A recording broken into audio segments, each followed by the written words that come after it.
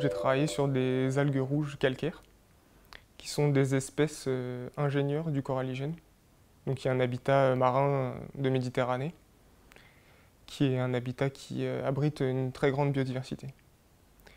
Et l'idée, c'était que une de ces espèces, donc qui est importante parce qu'elle va construire cet habitat, n'avait été étudiée que par sa morphologie.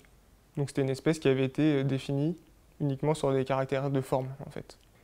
Et nous, l'étude qu'on a faite, ça portait sur des marqueurs génétiques.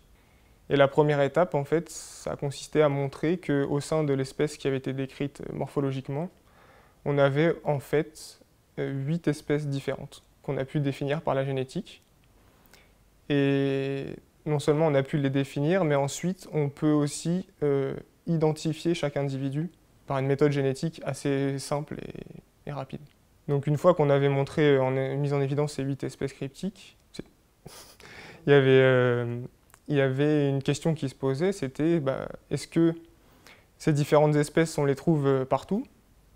On a étudié essentiellement la côte méditerranéenne française. Ou est-ce qu'il y a certaines espèces qui sont présentes qu'à certains endroits et d'autres pas, ou ainsi de suite. Donc le premier résultat intéressant, c'était que déjà il y avait une espèce qui était très abondante, qu'on trouvait quasiment dans tous les sites, donc de Marseille jusqu'à Villefranche et en Corse.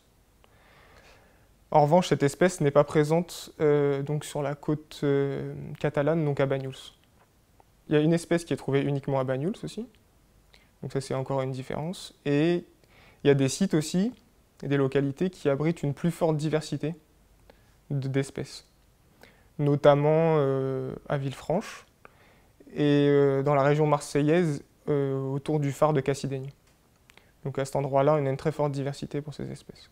Et on a montré qu'il y avait, notamment au phare de Cassidaigne donc, et à l'île de Riou, on trouvait différentes espèces aux différentes profondeurs. La différence qu'on observe donc, entre 30 mètres et 40 mètres au niveau des communautés d'espèces est plutôt due à des effets sélectifs. Donc a priori, il y a des espèces qui préfèrent des conditions plus lumineuses que d'autres ou plus froides que d'autres. Ça a évidemment des conséquences importantes pour tout ce qui est conservation de ces habitats, notamment, comme on en parle beaucoup, avec les problèmes de réchauffement et d'acidification de l'eau de mer.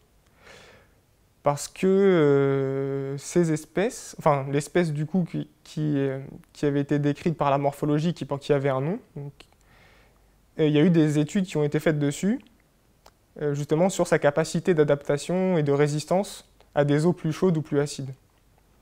Mais le problème, c'est que, vu qu'en fait elle est constituée de plusieurs espèces, on ne sait pas trop sur quelle espèce vraiment on a fait les tests, ou même si on a fait des tests sur un mélange de différentes espèces qui auraient des capacités différentes.